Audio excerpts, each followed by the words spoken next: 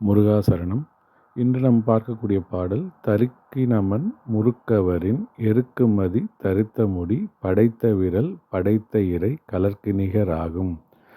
பாடலுடைய அர்த்தம் என்னன்னு பார்த்தோம்னா, தருக்கினமன் முறுக்கவரின், அதாவது எருமாப்புடைய யமன் நம்மை அழிக்க வரும்போது எருக்குமதி தரித்த முடி, எருக்கம்பூவினை தலையில் சூடிக்கொண்டிருக்கும் நம்முடைய சிவபெருமான்